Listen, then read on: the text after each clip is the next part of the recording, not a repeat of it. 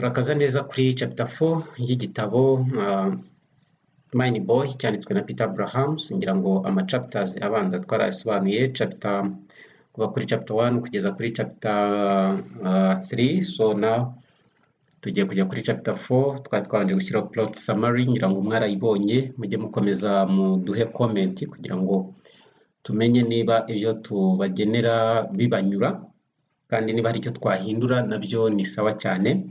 Rero twari twasabwe ko twajya dusobanura ariko tugaragaza na notes cyangwa se ibyanditswe kugira ngo namwe mujye mubasha kugenda mwisomera murusheho gusobanukirwa. Nibyo rero tugenda dukora hano. Rero kumwe n'umusobanuzi ukaba uri kumwe na notes at the same time. Ndatekereza ko ibintu ari uburyohere. Rero nshimira abantu bakomeje kugenda baduhamagara baduha ubuhamya bw'uko tugenda tubafasha mu buryo bugiye butandukanye, bigatuma hari urwego bavaho bakagira urundi bageraho muri literature, ndetse ari nako bijyana n'intsinzi.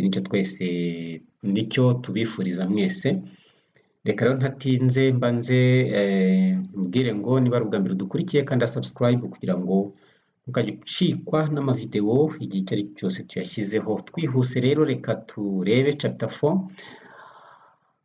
The streets were empty after being crowded on Saturday. Zuma and Johannes walked up and down the empty street. They left Johannesburg behind them, and in front of them were the towering peaks of the main dam.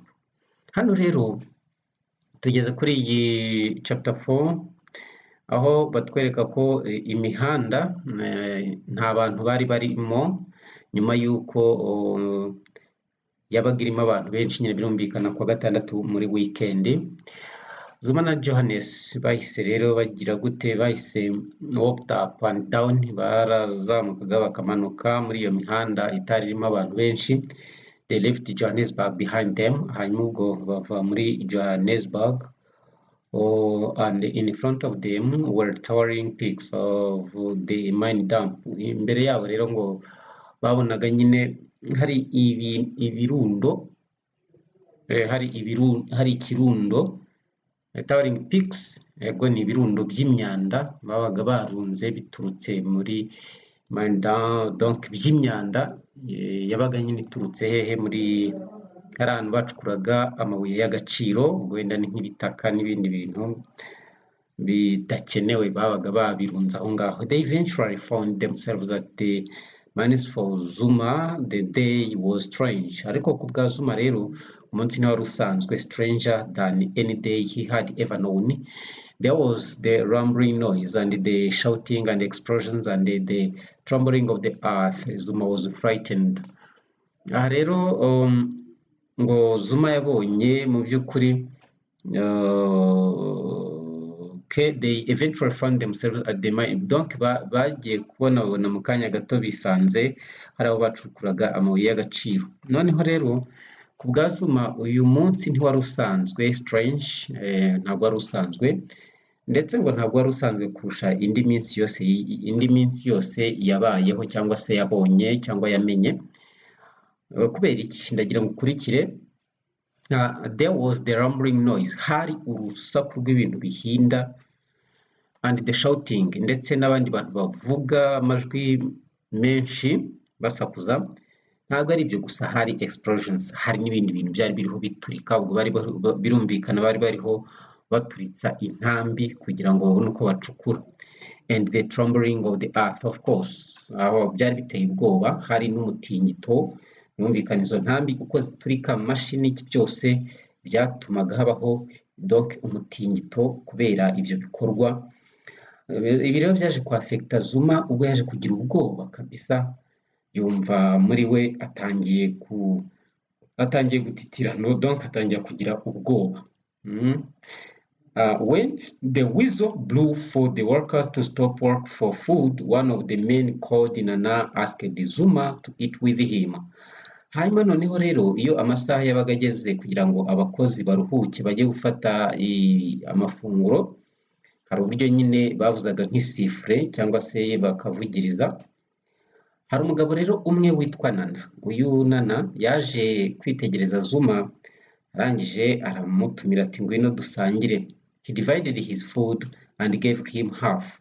Afata ifunguro rye rigabanyemo kabiri, arangije igice kimwe agihereza Zuma.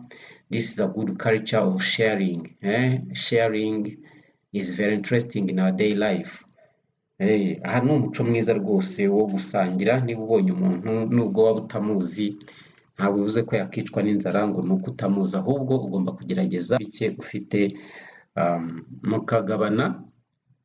Yes, when they had finished, Nana stretched himself full length on the ground and slept. Igihe bari bamaze gufata ayo mafunguro, uyu Nana yahise agira gutya yirambura hasi, nyine aryama hasi arirambura, arangije araryama.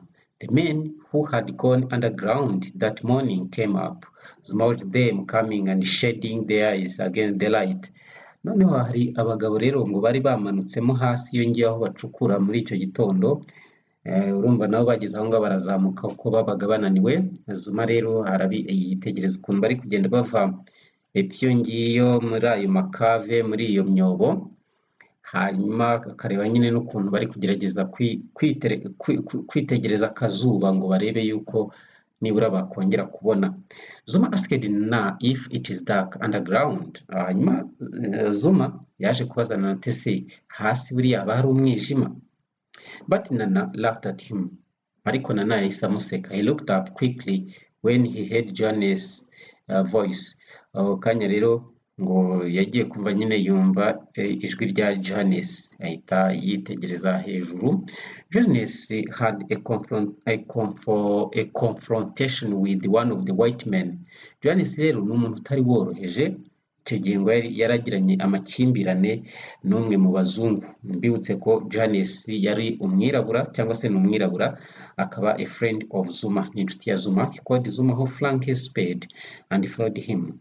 Arangije rero ahita ahamagara Zuma, ajugunya igitiyo yari afite aramukurikira. Johannes took Zuma to the shade of the mine doctor. Johannes rero yahise afata Zuma amujyana aho umuganga yakoreraga, nyine umuganga wari ushinzwe kwita kuri aba mine boys babaga bari gukora aho ngaho, ko ari imirimo isaba imbaraga kandi rimwe na rimwe ushobora no kwikomerekeramo. Niyo mpamvu byaje kugenda uko nguko, kuba nyine hari umuganga wagombaga kugira gute, wagombaga kubitaho. Ngayo nguko kuba hari umuganga, sorry for this phone, it is disturbing. Kuba hari umuganga nyine wagombaga kugira gute, wagombaga kubitaho, byari ngombwa cyane. Yego, aha rero ndagira ngo mbabwire yuko iyi chapter igaragaza igihe Zuma yari agiye mu kazi bwa mbere, kuvuga ngo yari ajyanye na Johannes. Urabona ko umunsi we wa mbere wabaye umunsi uri somehow terrible, cyangwa se wabaye umunsi uteye ubwoba, kubera yuko ntabwo Zuma yari amenyereye situation imeze gutya. Ngayo nguko, ariko tubonye ko Johannes ngo yari yagiranye amakimbirane n'umuzungu. Muri uko kugirana amakimbirane n'umuzungu ahita afata igitiyo akijugunya nk'iriya, ahita afata Zuma amujyana kwa dogiteri. Ushobora kwibaza ngo kubera iki uyu Johannes yajyanye Zuma kwa dogiteri? Zuma kubera kutamenyera akazi, hari amamashini yakoresheje. Iyo usomye agatabo kari full uhita ubona ko nyine ngo yaje no kuhakomerekera, bityo rero niyo mpamvu byabaye ngombwa yuko bahita bamutwara kwa dogiteri. Zuma stripped and lay on the long table. Zuma rero ngo yaje kuba yaryamishwa ku kameza karekare kari kari aho.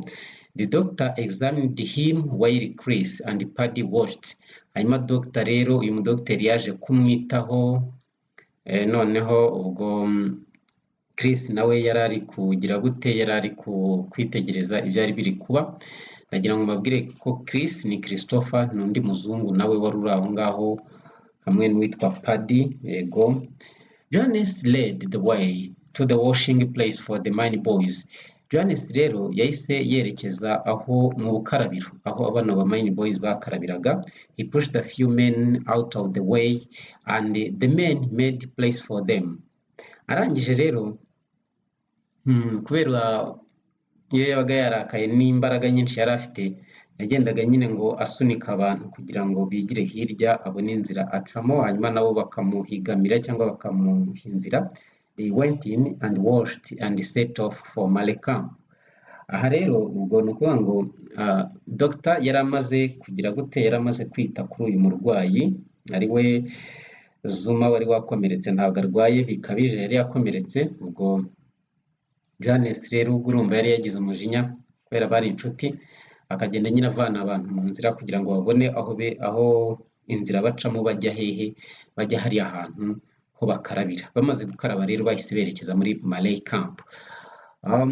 Aha ngaha dufite amagambo mashyashya. Hari icyo twita ointment, a soft cream that you rub into your skin especially as a medical treatment. Ni nk'ariya makreme cyangwa se uriya muti bisiga iyo wagize ikibazo wenda ugasiga ku ruhu, ushobora kuba pomade cyangwa n'ibindi. Rambling bivuga remarks that show that people are starting to become annoyed or that a difficult situation is developing. Rambling rero ni kuri abantu baba batangiye nyine kugaragaza ko ibintu babirambiwe, byabateye umujinya bari kwijujuta. Stretch is to make something bigger or looser by pulling it. To stretch ni ukurambura muri rusange. Spade ni igitiyo. So ndumva ayo ngayo ariyo magambo mashyashya twari tubafitiye. Aro chapter 4 tubonye Zuma at work at his first day, and we have seen the difficult time that he faced, the challenges and so on. Ndumva ari ibyo ngibyo. Nyuma y'ako kazi rero basubiye muri Malay camp. Reka rero turebe chapter 5. Chapter 5 irimo iratubwira iki? When they got to Leah's place, a group of women were just leaving and Leah was at the gate watching them go. Mu gihe rero bageze kwa Leah, bahise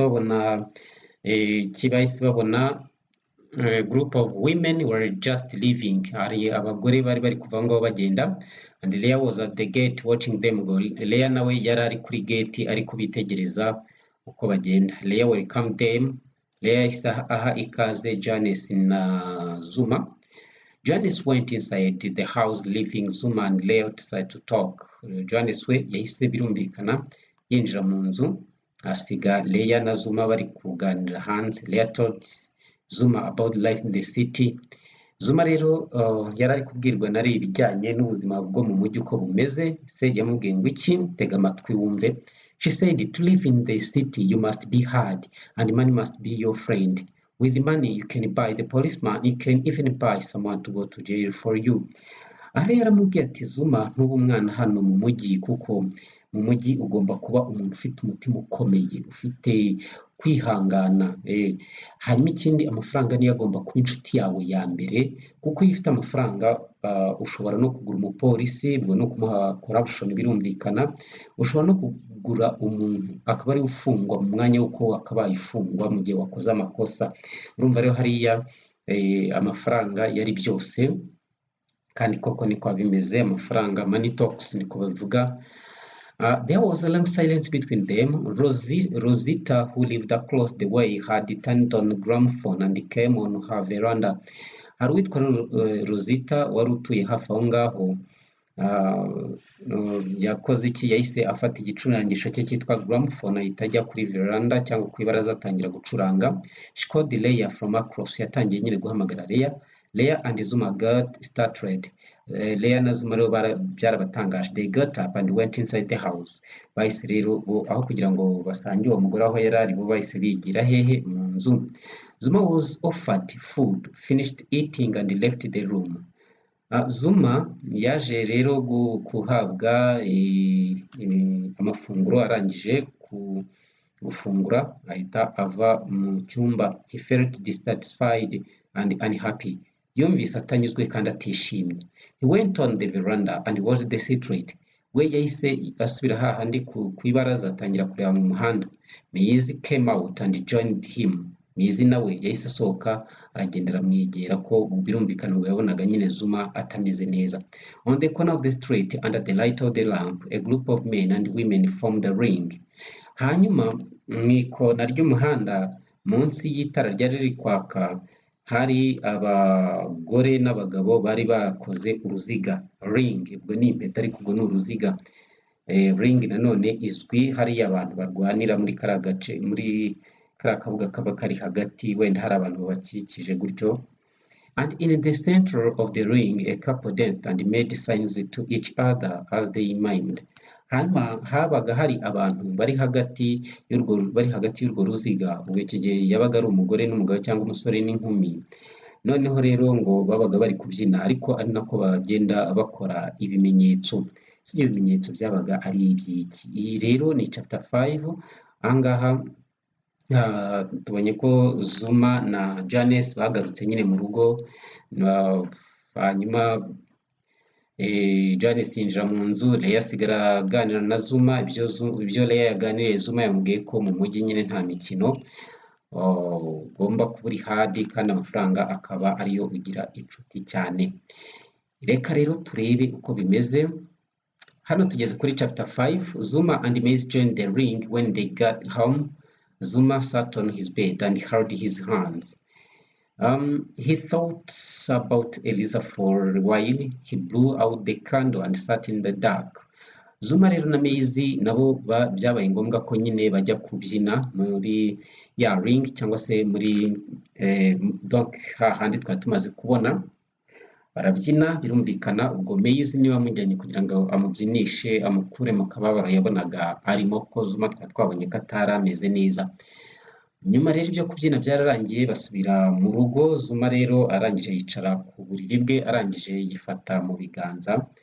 Yari ari gutekereza rero kuri Eliza aho kugira ngo atekereze kuri Maisie wari umuri iruhande agerageza kumubyinisha amuvana mu bwigunge yari afite, ahubwo batangiye kwitekereza undi mukobwa Eliza. He blew out the candle and sat in the dark. Yese rero azimya candle bougie, arangije yicara ahantu hatabona mu mwijima. As soon as he lit his cigarette there was a knock at the door. He responded and it was Eliza's voice. Hanyuma muri ako kanya mu gihe rero yari atangiye kwitumurira agasegereti, yagiye kumva yumva ubwo agasegereti ntimugire ngo ni amabuye bacukureye agasegereti, oya isegereti ni ukuvuga ni cigarette, ni itabi. Yagiye kumva rero yumva umuntu arakomanze ku rugi, agiye kumva noneho yumva ni ijwi rya wa mukobwa yari ariho atekereza. Uwo ninde? Ni Eliza. Eliza aje mu mwijima, ni nijoro. Zuma yibereye mu cyumba cye. Ese bimeze bite ko uyu mukobwa atangiye kuza agira gute akomanga? Reka turebe kuri chapter 6. Zuma had left Leah's place and lived in a room in Malay camp. Hanyuma ubwo nyine birumvikana ahangaha ko byaje kugenda. Iyo usomye full book usanga barararanye iryo joro nyine, nuko niko byagenze. Zuma rero yaje kuva. Hano tugeze kuri chapter 6. Zuma had left Leah's place and lived in a room in Malay camp for 3 months now.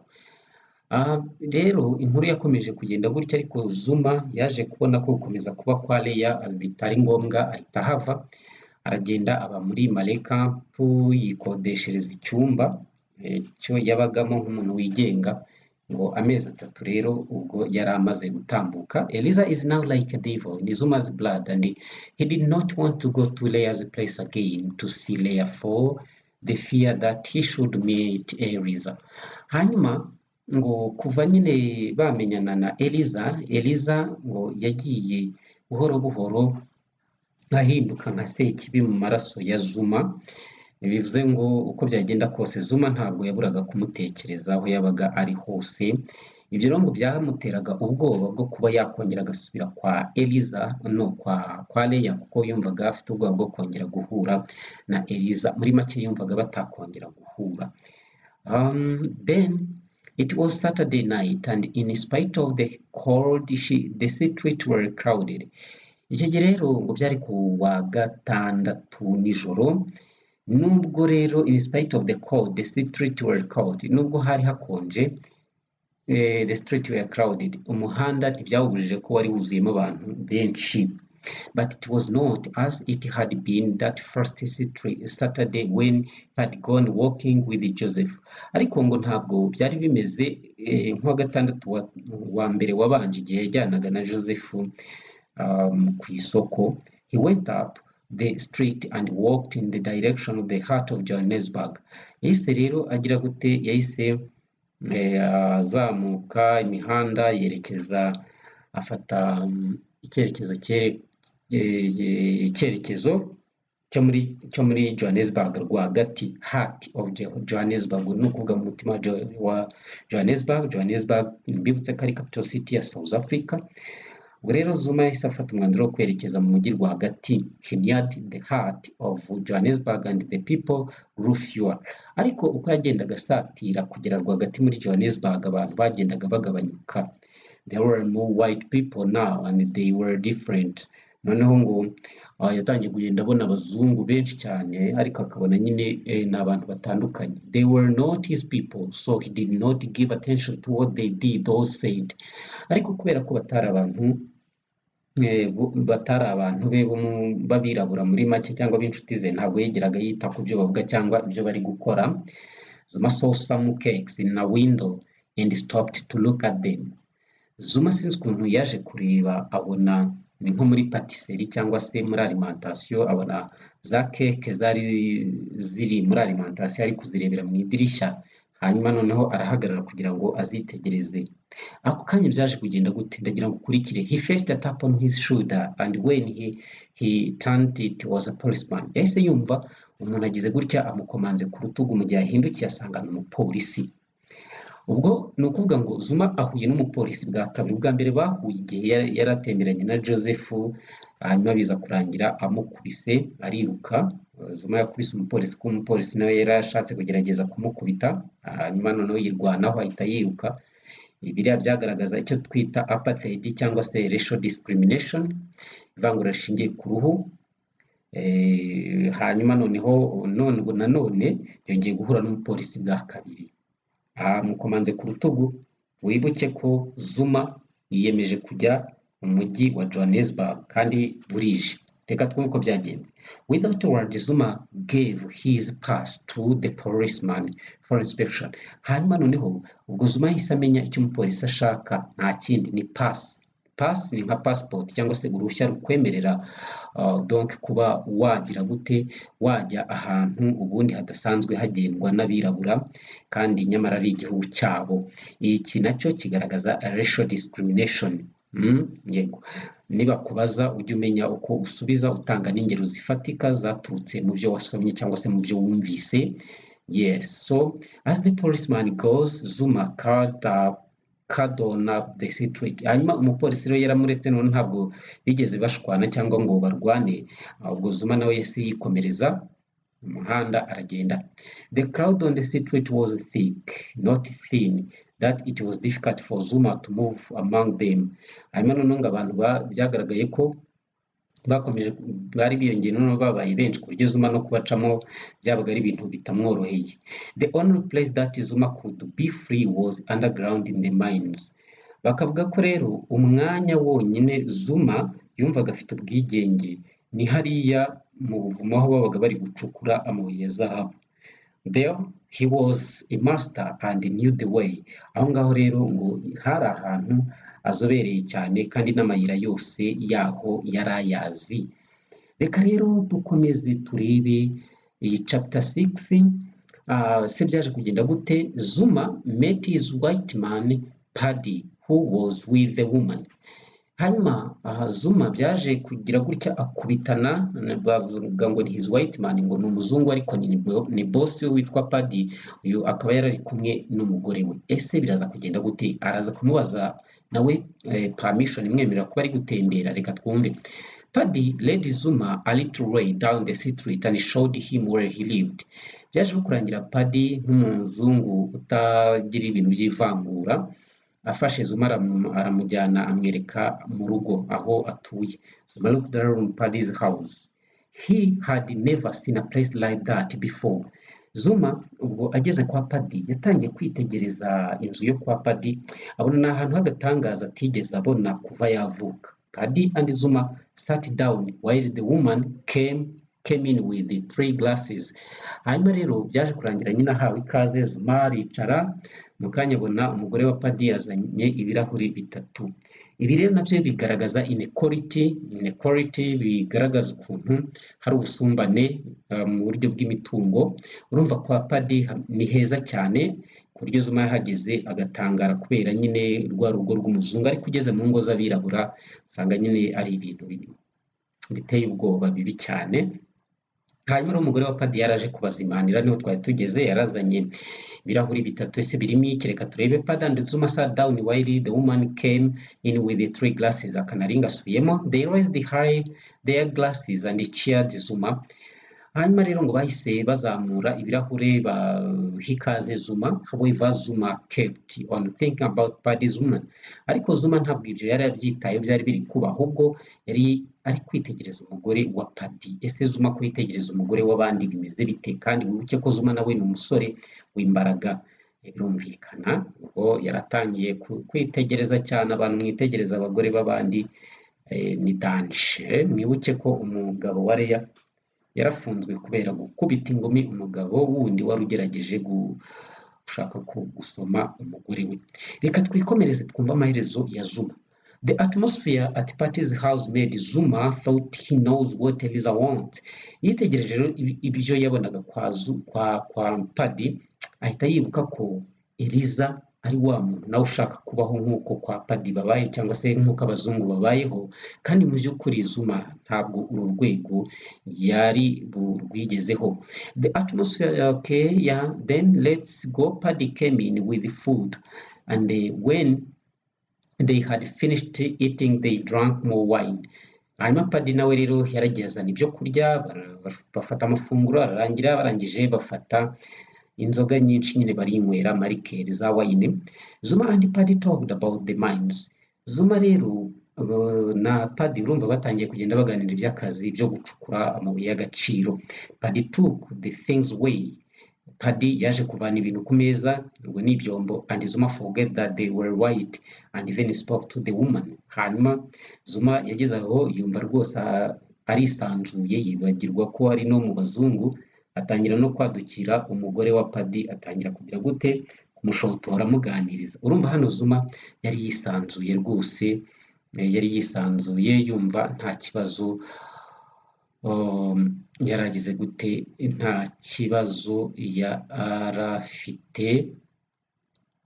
Zuma hano yumvaga rwose afite ikaze. On his return, Paddy asked his woman what she thinks about Zuma. Hanyuma ubwo Paddy agarutse yahise abaza uyu mugore icyo atekereza kuri Zuma. The woman replied, he's just my boy. The man and his woman argued extensively about Zuma. As the woman spoke favorably about Zuma, Paddy looked at her, his face clouded. Hanyuma noneho rero mu gihe yaragarutse yahise abaza umugore ati ese uyu Zuma uramutekerezaho iki? Umugore aramubwira ati oya, nta kindi uretse ko ari my boy nyine. Hanyuma rero ngo batangiye nyine kuganira cyane kuri Zuma. Hanyuma ngo bikumvikana ko uyu mugore ari kuvuga ariko asa n'afitiye impuhwe Zuma. Paddy aramwitegereza, hanyuma isura yitangira kwijima. And D got up and went into the kitchen, but the argument continued. Hanyuma umugore yarabirebye rero, uyu mugore wa Zuma wa Paddy yitwa D, niko yitwa. Yahise rero ahaguruka yigira mu gikona, ariko bakomeza kugenda baterana amagambo. Zuma rero was glad to be away. Yari yishimiye kuba yaba ari ahantu nyine hitaruye. Then from the 2 white people, ariko akumva nyine away from the 2 white people. Zuma rero ngo yumvaga nyine yahava akigendera akaba abitaruye. It had been uncomfortable there. Yumvaga nyine kubera iyo situation yari itangiye kubaho, yumvaga atishimiye kumeza kuhaba. Only when he had been with the woman had he felt all right. Akavuga ati rero njyewe wundi nishima iyo ndi kumwe n'umugore gusa. he crossed the street and went his way back to Malay camp. Zuma rero byaje kurangira avuye aho ngaho asubira muri Malay camp. Gradually he left the heart of the city behind him. Yumvikana yagiye asiga nyine umujyi inyuma yerekeje muri Malay camp. He turned down JP Street where he came across people standing at the lower down street. Yaje rero guca ahantu hitwa JP Street arangije abona abantu benshi bahagaze. Donc a man being chased by the police has climbed the rooftop. Hari umugabo rero ngo wari uri kwirukanwa na polisi ahita yirukanka azamuka hejuru y'igisenge gihanamye kubi gicuritse. The roof sloped steeply. One wrong move and the man would be plunged down either to death or broken body. Ukuntu hari hameze uyu mugabo ngiye aza kwibeshya kidogo agatirimuka gatoya yari guhita amanuka akikubita hasi nk'ibuye. Umubiri washoboraga kuba wakangirika cyangwa se agapfa. Fear rose from the crowd. The man had lost his hold and he was slowly sliding down. For a minute, the man was in space. Then, with a dull thud, he fell to the ground. But the doctor was there to administer help. Hano icyo bari batubwira ni iki nuko aba bantu rero ngo bari bagize ubwoba cyane. Uyu mugabo yageze ata controle ararikura ahita anyerera aramanuka umunota umwe yari ari mu kirere ubundi ahita yitimbura hasi ariko uwo mudokiteri yari ari hafi aho kugira ngo amufashe. The doctor tried to lift the man up but he could not. Uyu mudokiteri yagerageje kwifasha uyu mugabo ariko biramunanira ubwo yashaka kumuterura. Zuma however stepped forward but the policeman tightened his grip on his club and waved it from side to side. Hanyuma rero Zuma bibonye gutyo ahita atambuka kugira ngo ajye gutanga ubufasha. Abapolisi batangira kumufata ariko arangije arabiyaka aragenda. Zuma lifted the man. Zuma nk'umugabo w'umunyembaraga yahise aterura uwo mugabo. The first policeman prodded Zuma with his club. Zuma got up. His body trembled and he bounced his feet into hard ball. Zuma picked up the wounded man to the doctor's car. Abapolisi rero bakomeje kugenda bamubangamira ariko Zuma kubera umujinya yari afite yahise afunga ingumi ihita ingana nk'umupira w'icyuma wa baro. Ubwo nyine babonye ko nta mikino. Zuma ahita afata wa mugabo aramuterura ko yari yanakomeretse ahita amushyira mu modoka y'umuganga wari uri aho niba twahita nka ambulance simbizi ariko yamushyize nyine mu modoka y'umuganga. The doctor pleaded or beg with Zuma to go with him to help him. Umudokiteri aravuga ati rero Zuma rwose ndakwinginze gerageza umfashe tujyane ujye kumfasha uyu mugabo. At the other end of Malay camp the doctor pulled up. Between them they carried the man into the house. A colored woman met them at the door. Hanyuma rero byaje kurangira nyine bamutwaye ku nzu y'uyu mudokiteri. Hanyuma noneho hari umugore w'umetisi nawe yaraje arabasanganira ku rugi. They carried the man into the surgery where the doctor walked on the man. Bahise bamutwara nyine aho bakora ama operation. Hanyuma ubwo uyu mudokiteri atangira nyine kwita kuri uwo muganga. Zuma sat on a little chair and watched. Zuma rero yaricaye ku gatebe kegamirwa hanyuma we yarari kwitegereza ibiri kuba. The wounded man was revived. Byaje no kurangira uyu mugabo bigaragara yuko agaruye akabaraga. The man expressed fear that the police would arrest him. Ariko uyu mugabo igitima cyari kiri kudiha afite ubwo ari kuvuga ati abapolisi ko byagenda kose baramfunga. Ubwo sinzi ko yari yakoze ariko kuva yari umwirabura abirabura nyine nuko babahoraga n'ubusa bakafungira ubusa. The doctor and Zuma left him behind and they went for some tea. Hanyuma rero Dr. na Zuma baje gusiga aho ngaho umugabo bajya gufata icyayi. The two men entered the room where Zuma felt as he had felt in the place of the red one. Hanyuma rero bahise nyine binjira mu cyumba. Zuma atangira kumva ameze nk'aho yari ari kwa padi. Emir reported that the wounded man had escaped through the window. Hari umugabo witwa Emir yahise aripotinga ko uyu mugabo bari kuvura yaciye mu idirishya arirukanka aragenda. The doctor got up and went to the surgery while the others followed. Hanyuma uyu mudokiteri yahise ajya kureba andi yamusize abandi nabo baramukurikira. The doctor spoke harshly to Zuma. Umudokiteri yatangiye kubwira nabi Zuma. This made Zuma felt hurt. Ibi byaje gukomeretsa Zuma. He was angry but more the anger felt hurt. Yararakaye ariko kagira umujinya bikarushaho kumukomeretsa. He turned abruptly and walked to the door. Zuma nawe yahise yigendera arasohoka. Hano tugeze ku magambo mashyashya murayabona, hari slope, steep, third, prod, abrupt, spur. So aya yose arasobanuye ngira ngo murayabona. Reka tubashimire cyane, tuzakomeza rero na chapters zikurikiye. Stay in touch with us.